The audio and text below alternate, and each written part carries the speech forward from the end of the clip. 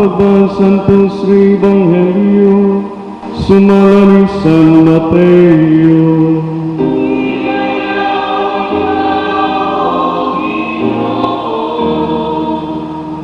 Unya misugilan sa Jesus kanila glaing sambingay. Ang hingarian sa langit sama sa usa ka tawo nga nagpugas og maayong binhi didto sa iyang uma. Usa ni anak kagabi, samtang mga tulog ang tanan, usa ka kaaway miadto og misabog og liso sa mga sagbot sagol sa trigo ug unya mibiya. Sa nakatubo na ang mga tanom ug bisugod na sa pagbuswag ang mga uhay, diha pa mailhi ang mga sagbot. Ang mga sulugoon sa tag-iya miduol kaniya og mingon, "Sir, maayong binhi ang gipugas mo sa imong uma. Busa diin man gikan ang mga sagbot." Siya mitubag, "Usa ka kaaway ang naghimo niini." Sila nangutana kaniya, "Gusto ka bang pangibto namo ang mga sagbot?" Siya mitubag, "Ayaw, kay sa inyo unyang pagpangibot sa mga sagbot, mapin unyag kaibot ang trigo. Pasag ninyo nga ang trigo o ang mga sagbot magdungag tubo hangtod sa ting-ani, kay ingnon kuraonya ang mga mangangani. Ibta ninyo pag-una ang mga sagbot, bugkusa kini og ilabay ngadto sa kalayo. Apan tiguma ang trigo o gipusa dito sa akong kamali." Ang Ebanghelyo sa Ginoo.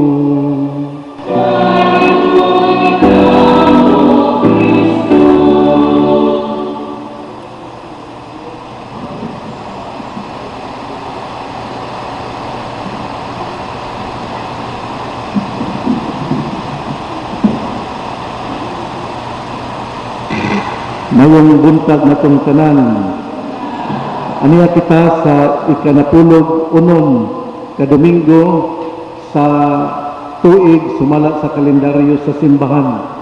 Aniya, ang atong Ebanghelyo karon nagakanayon, "Sir, maayong binhi ang gipugas mo sa imong uma, diin man gikan ang mga sagbot. God is good and He created everything to be good. Ang butang maayo gikan sa Ginoo, ang butang dautan gikan sa demonyo. In life, we are now in pandemic. We are afraid of COVID-19. But let us trust God. God is more powerful than this evil in a form of disease. God allows this coronavirus so that we can go back to Him. We repent our sins and acknowledge Him as Lord and Savior. Nindot kaayo ang tubag sa tag-iya sa uma, sa diyang mingon siya, "Ayaw, kay sa inyo unyang pagpangibot sa mga sagbot, maapil unya og kaibot ang trigo. Pasagdi nga ang trigo ug sagbot magdungan og tubo. Allow the weeds and the wheat to grow together. Ang sagbot mao ang dautan nga tao. Ang trigo mao ang buutan ug matinud-anon nga tao. Pamangandungi sa imong nahimo, miresulta ba og maayo? Kay kini timaan nga ikaw usa ka trigo. Pero kung dautan ang binuhatan, timan kini sa buhat, timaan kini sa buhat sa demonyo." Notice, the owner of the farm did not condemn the presence of the weeds. He allowed the weeds to grow to show that He still cares for them. Ang makasasala, kitang mga makasasala, pinangga gyapon sa Ginoo. Apan gihatagan kita kaniya, gihatagan kita og chance nga maghinulsol ug mag-usab sa atong kinabuhi. The weeds are allowed to grow side by side with the wheat. We do not live in a world full of angels and saints, but a world full of sinners and saints. Mao kini ang kamatuoran. Kita gapuyo dinha sa putong sa mga buutan, sa mga santos ug mga makasasala. But God is a God of mercy. Gahatag og chance aron makausab ug makahinulsol kita sa atong mga sala. Mao nga sa simbahan doon na yung sakramento sa konfesyon. Ang sakramento sa konfesyon mao'y pamaagi gihatag sa Ginoo aron kita nga mga makasasala mubalik sa Ginoo. O atong hinumduman nga ang simbahan mao'y timaan nga adunay gingharian sa langit andam pagtabang sa miila nga siya nakasala. O pinaagi sa sakramento sa konfesyon kita giatagan og chance aron kita mubalik sa Ginoo. The power to forgive sin is given to Saint Peter as found in Matthew 16 verses 18 to 20. Sa Mateo 16 versikulo 18 hangtod sa 20, si San Pedro giatagan og Yahweh, "You are Peter, and upon this rock I will build my church. I will give you the keys of the kingdom of heaven.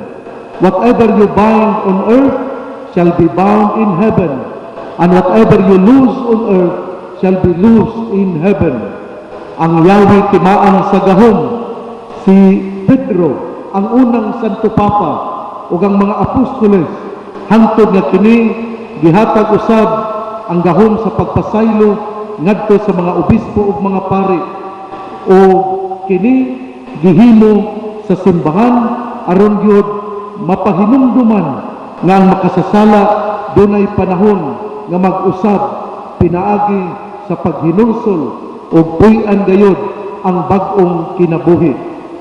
The sacrament of confession, reconciliation is God's gift so that sinners may repent and would go back to God. Mubalik kita sa Ginoo, maghinulsol kita sa atong mga sala. Take advantage of the chance given by God now. Surely, at the end of the world, God will say to the harvesters, "First, collect the weeds and tie them in bundles for burning, but gather the wheat into my barn."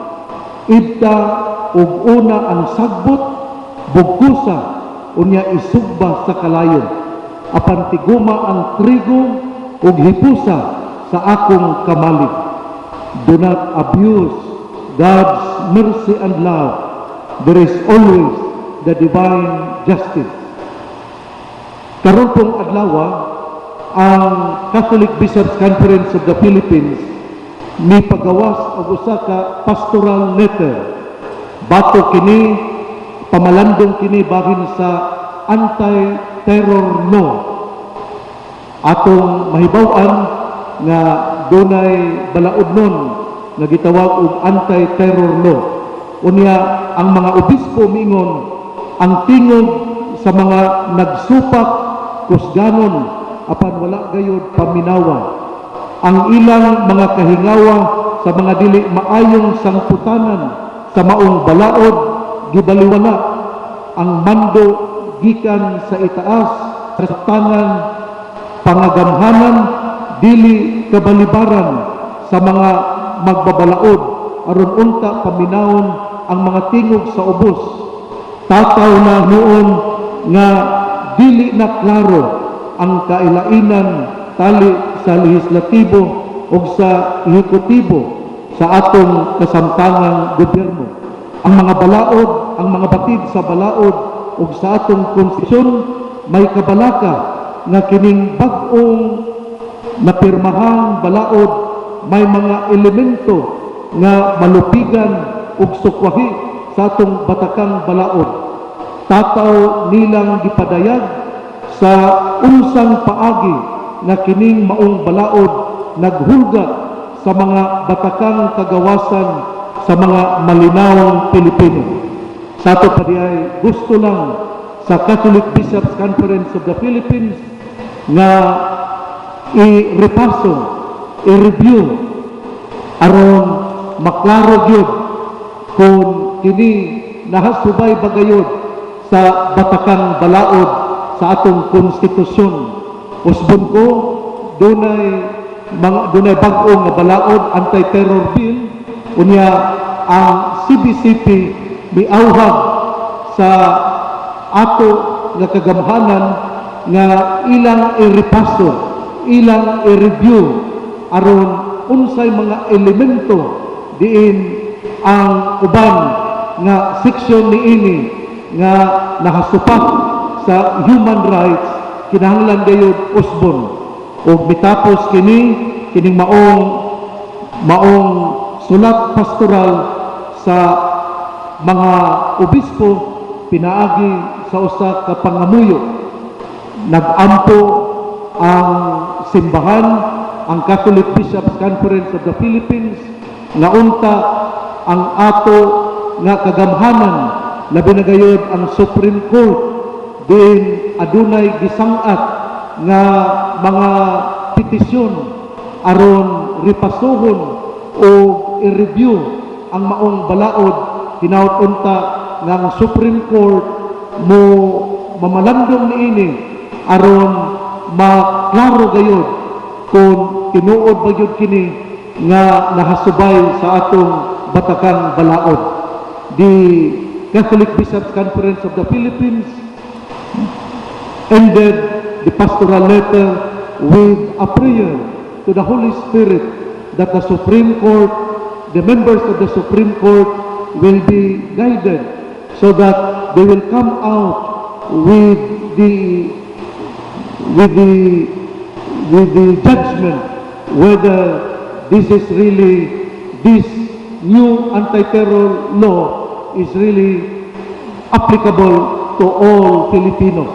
Mao na nga iampo nato ang Supreme Court aron sa kanunay makita unsay kamatuoran o pinaagi ni ana ato gyud nga mabati ang tinuod nga angayan para sa katawhang Pilipino. Magampo kita nga dili mahisama sa uban nga mga nasod nga daghan kaayo ang mga kagubod bisan naa ang pandemic, ang coronavirus. Atong iampo ng Pilipinas tungod nining pandemic sa coronavirus sa gihapon magmalinawon ang ato nga nasod o ato gyud nga ipangamuyo sa Holy Spirit nga giyahan ang atong mga leaders aron sa kanunay maglakaw kita sa dalan nga maayo o dili diha sa kagubot. Kung naa ang kagubot, naa usab ang dautan. Pero kung naa ang kalinaw, anaa ang Ginoo. Ang dautan hinimo sa demonyo, ang kalinaw hinimo sa Ginoo.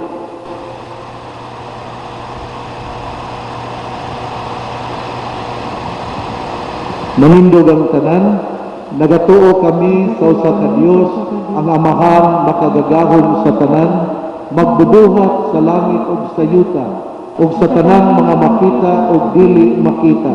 Nagatuo kami sa usa ka Ginoo, si Jesucristo ang bugtong anak sa Dios, gianak sa Amahan sa wala pay katuigan, Dios gikan sa Dios, kahayag gikan sa kahayag, matuod nga Dios gikan sa Dios nga matuod, gianak dili binuhat, usag kinaiya sa Amahan, pinaagi kaniya nangahimo ang tanan, tungod kanatong mga tao ug alang sa atong kaluwasan, mikanaog siya gikan sa langit, sa lalang sa Espiritu Santo, nahimo siya nga may lawas, gikan ni Maria nga ulay ug nahimong tao. Tungod kanato, gilansang siya sa krus, sa sugo ni Poncio Pilato, nag-anto siya namatay ug gilubong. Sa ikatulong adlaw nabanhaw siya aron matuman ang kasulatan. Nisaka siya sa langit ug nagalingkod sa tuo sa Amahan. Mubalik siya nga mahimayaon aron paghukom sa mga buhi ug sa mga minatay. Ug ang iyang gingharian walay katapusan. Nagatuo kami sa Espiritu Santo, ang Ginoo ang magahatag sa kinabuhi. Nagagikan siya sa Amahan ug sa Anak. dungan sa amahan ug sa anak, gisimba siya og gihimaya, ug misulti pinaagi sa mga propeta. Nagatuo kami sa usa, santos, katoliko ug apostoliko nga simbahan. Nagaila kami sa usa ka bunyag alang sa kapasayloan sa mga sala. Nagapaabot kami sa pagkabanhaw sa mga minatay ug sa kinabuhi sa umaabot nga kalibutan. Amen. Mga huyang kita atubangan sa Dios. Dad-o nato karon ngadto kaniya ang mga pag-ampo sa katawhan uban sa pagsalig nga iya kitang kaluy-an ug dunggon sa matag pangamuyo. Sa matag pag-ampo kita moingon, Amahan sa langit, dungga kami. Amahan sa langit, dungga kami.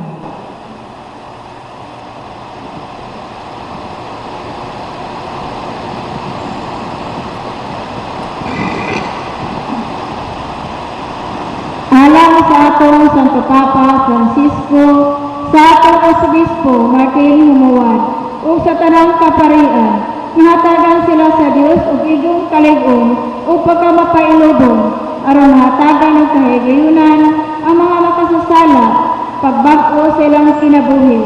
Mag-ampo kita sa Ginoo. Amahan sa langit, dungga kami. Alang sa mga punuan ug kadagkuan sa atong lokal nga panagamhanan nga sila manlimbaso sa pagpanalipod sa digdigad sa katawhan, pinaagi sa dili pag-uyon sa mga balaod nga makapahimutan sa ubang katawhan, sa hulga sa kadautan ug kamatayon, ilabi na sa mga environmental, social and human rights advocates, lakip nga mga media nga nagbutyag sa kamatuoran sa dili makatawanganong panghitabo sa katilingban. Mag-ampo kita sa Ginoo. Amahan sa langit, dungga kami. Mga katawhan sa Archdiocese sa Osamis, magpalampo o magpatubo sa yuta o dagat, nagipatikan sa atong mga katigulangan, ilabi na alang sa Labo River o Babumbang, Malaubang Mangrove Forest Reserve, na nakausan sa ilang kahalangdon. Mag-ampo kita sa Ginoo. Amahan sa langit, dungga kami. Alang sa mga pamilya, sining atong katilingban, nga mabaturan na unta ang panaghiusa o pagsinabtanay, aron makapadayon kini sa pag-alagad sa katawhan. Mag-ampo kita sa Ginoo. Amahan sa langit, dungga kami. Alang kanatong tanan dinhi sa atong Kristohanong katilingban, ngalikayan nato ang paghukom sa usag-usag, apan natagag kahigayunan ang usag-usag sa pagbago o pagtubo diha ni Kristo. Mag-ampo kita sa Ginoo. Amahan sa langit, dungga kami. Sa hilom atong iampo, ang atong tagsa-tagsa ka intensyon.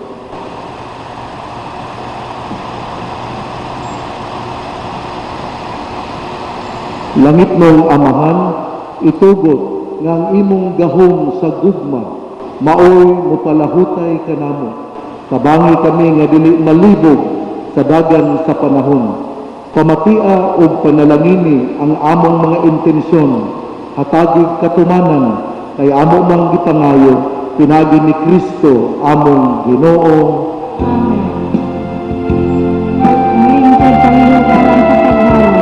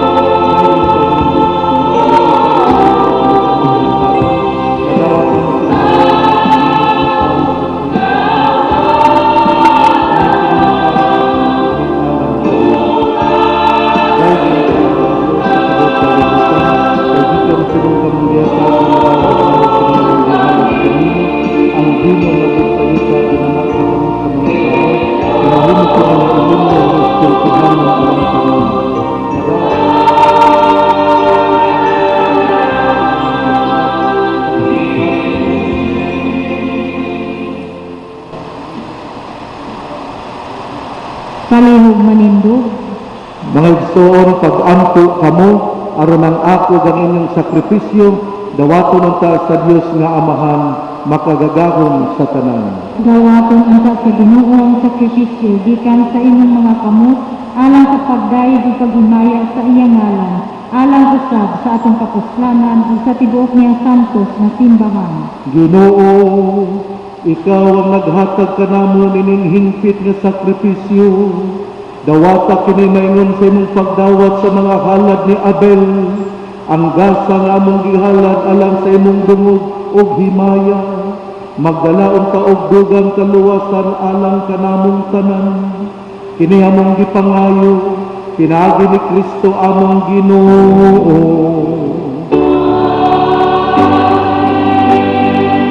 Ang Ginoo maanaa kaninyo.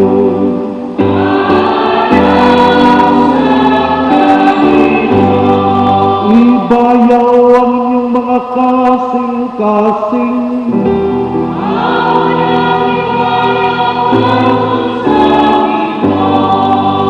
Magpasalamat kita sa Ginoong atong Dios.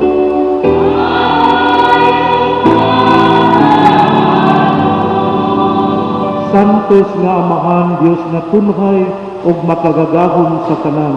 Angay ug matarong gayud nga magpasalamat kami kanimo kanunay ug sa tanang dapit. Nakita namo ang imong walay tinutubang gahom diha sa imong paagi sa pagpangluwas. Mianhi ikaw aron pagluwas kanamo pinaagi sa gahom sa imong pagka-Dios. Apan mao'y imong pagbuot nga maluwas kami pinaagi sa usa nga sama kanamo. Gisalikway sa tao ang pagpakigigala kanimo, apan ang tao mismo mo'y nag-uli niini kanamo pinagi ni Kristo among Ginoo ug busa uban sa mga anghel ug mga santos sa langit. Nagasangya kami sa imong himaya, duyog silang way hunong nga pag-awit sa pag-ingon. Santo, Santo, Santos na Ginoo, Diyos sa kagahongan, puno ang langit ug yuta sa iyong himaya. Usana sa kaitasan. Dahil ko na nag-aami sa ngalan sa Ginoo. Usana sa kaitasan. Mangluhod palihog. Santos Diyos ikaw Ginoo, ang tuburan sa tanang kasantos. Ipadala ang imong espiritu aron pagsantos nining mga gasa, aron mahimo kini alang kanamo nga lawas ug dugo ni Kristo among Ginoo. Sa pagpasakit sa iyang kaugalingon, mikuha siya og pan, mipasalamat kanimo, mipikas ug mihatag niini ngadto siyang mga tinun-an ug miingon, dawata kini ninyo nga tanan og kan-a, kay kini mong akong lawas nga itugyan alang kaninyo.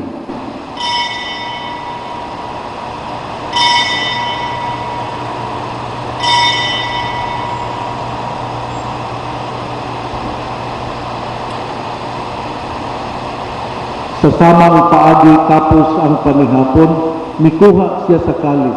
Ipasalamat kanimo pag-usab, mihatag niini ngadto siyang mga tinun-an ug miingon, dawata kini og Panginom kamo nga tanan gikan niini, kay kini mao ang kalis sa akong dugo, sa bag-o ug punhay nga kasabutan. Ang dugo nga iula alang kaninyo ug alang sa tanang mga tao, aron ang mga sala mapasaylo. Buhata kini aron paghandom kanato.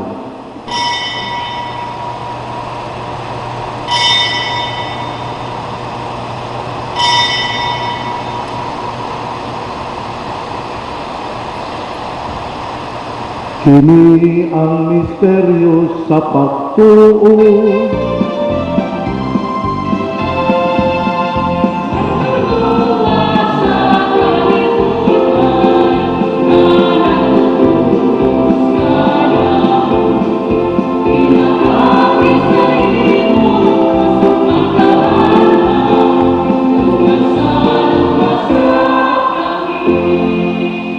Aron paghandom sa kamatayon ug pagkabanhaw ni Kristo, nagahalad kami kanimo Amahan, nining pan sa kinabuhi ug kalis sa kaluwasan. Nagapasalamat kami kanimo tungod kay imo kaming giisip, nga ngayon nga moatubang ug moalagad kanimo. Himua nga kami nga mga lawat sa lawas ug dugo ni Kristo magkahiusa diha sa Espiritu Santo. Hinumdumi Ginoo ang imong simbahan sa tibuok kalibutan, himuang nahigit kami diha sa gugma.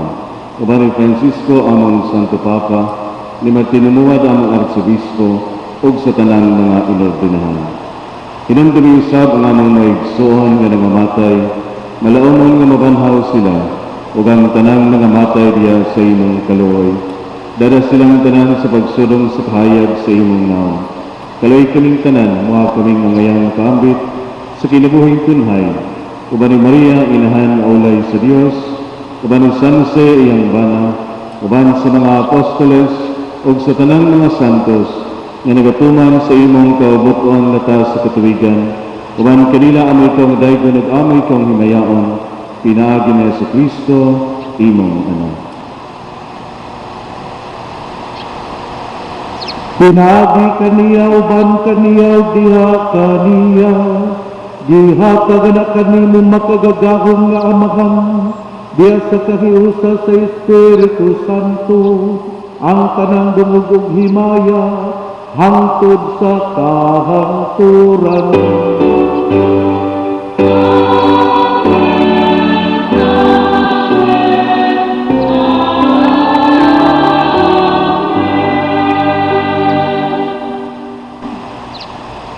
Kalihog manindog, Karon mag-ampo kita sa amahan, atong gamito ng mga tulong nga gitudlo kanato sa atong manunubo.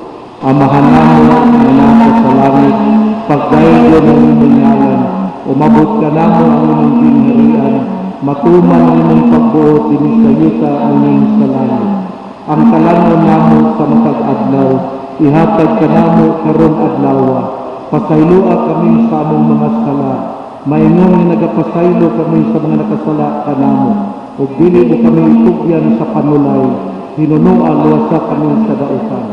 Mangayo kami kanimo Ginoo, nga imo kaming luwason sa tanang dautan. Hatagi kami sa kalinaw nining panahona, aron tinabangan sa imong kaluoy, mahalikay kami kanunay sa sala, mahilayo sa tanang kasamok, samtang nagapaabot kami nga malaumon sa pagbalik ni Jesucristo among manunubo. kay imo man ang gingharian ug ang gahom ug ang himaya, hangtod sa kahangturan. Ginoong Jesucristo, nagingon ka sa imong mga apostoles, ang kalinaw ibilin ko kaninyo, ang akong kalinaw ihatag ko kaninyo. Ayaw og tan-awa ang among pagkamakasasala, kundi ang pagsalig sa imong simbahan, ug sibo sa imong kabubuton, hatagi kami sa imong kalinaw ug kahiusa, ikaw nga nagapuyog nagahari, hangtod sa kahangturan. Amen. Ang kalinaw sa Ginoo, sa kanunay manaa kaninyo.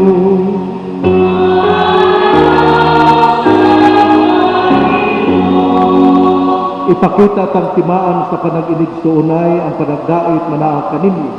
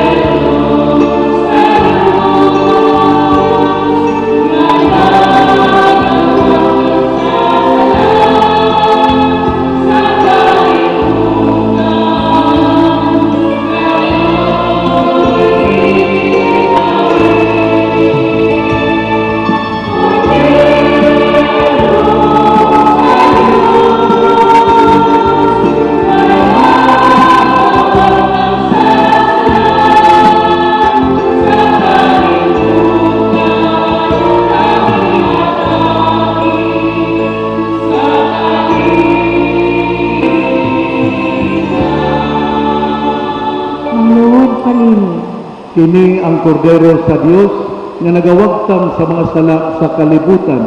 bulahan ang gidapit alang sa bangkete sa Ginoo. Ginoo, dili ako angay nga makalawat kanimo, apan ipamulong lamang, mamaayo ako. Ang lawas ug dugo ni Kristo magamping kanato lang sa kinabuhing dayon. Amen.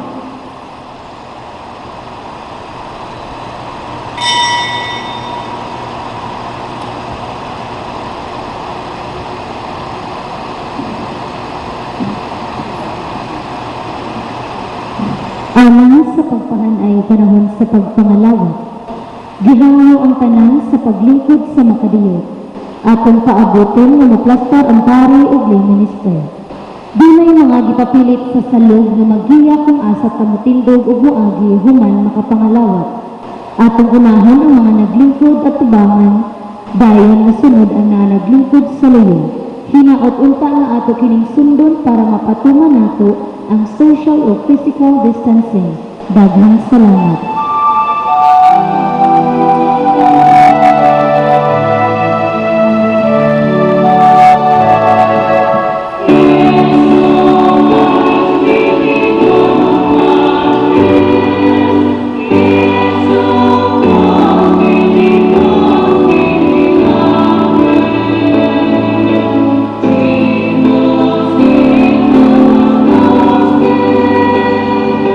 Jesus,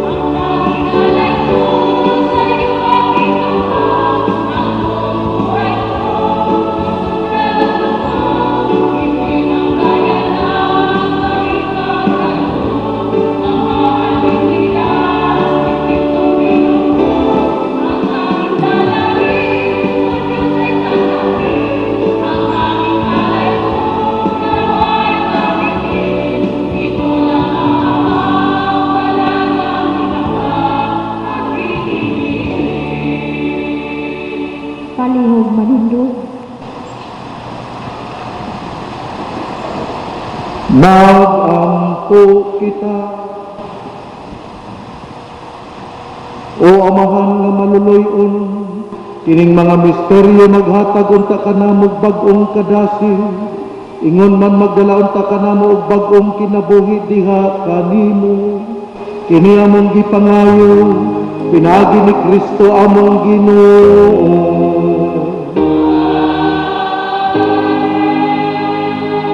Pag-ampo kang San Miguel Arcangel. San Miguel Arcangel, kabangi kami sa panggubatan. Panalipdi kami batok sa mga panlimbong o pagsulay sa yawa. Mapaubsanon kaming nagahangyo kanimo. O prinsipe sa mga kasundaluhan sa langit, nga pinagi sa gahom sa Dios, imong ibanlod sa impyerno si Satanas. Uban siyang daotang espiritu nga naglibot-libot sa kalibutan aron pagpukan sa among mga kalag. Amen. Pag-ampo ni Papa Francisco ngadto sa atong inahan nga si Maria, kaayuhan sa masakiton batok sa COVID-19. O Maria, ikaw nagbanwag kanunay sa among pagpanaw, isip timaan sa among Kami paglaon. Nagtugyan kami sa among mga kaugalingon kanino. kaayuhan sa masakiton. Sa tiilan sa krus, ikaw misalmot sa kasakit ni Jesus, ubag makanunayong pagtuo. Ikaw kaluwasan sa tanang katawhan, Romanhon, Pilipinhon, Misamisnon, nasayod unsay among gikinahanglan. Kami sigurado na ikaw muhatag, aron sama sa imong gihimo didto sa kasal sa Kana, sa Galilea, kalipay ug kumbira, mubalik ining yugto sa pagsulay. Tabangi kami inahan sa Dios nung gugma, nga kami mapahiuyon sa kabubuton sa Amahan, ug musanong sa gisulti kanamo ni Jesus. Siya nga nipas-an sa among mga kasakit, ug gibati sa among kasubo, aron kami dalhon pinagi sa krus, ngadto sa kalipay sa pagkabanhaw. Nagadangog kami ubos sa imong panalipon, o balaang inahan sa Dios. Ayaw ibaliwala ang among mga pangalyuko, kami nga karon gisulayan, ug luwasa kami sa matag katalagman, o mahimayaon ug bulahan Birhen Maria. Amen.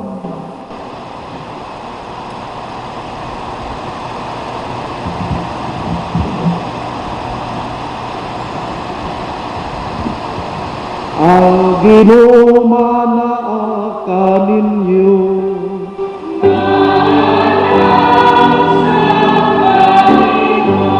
Manalangin kaninyo ang Dios nga makagagahong sa tanan, Amahan, Anak ug Espiritu Santo.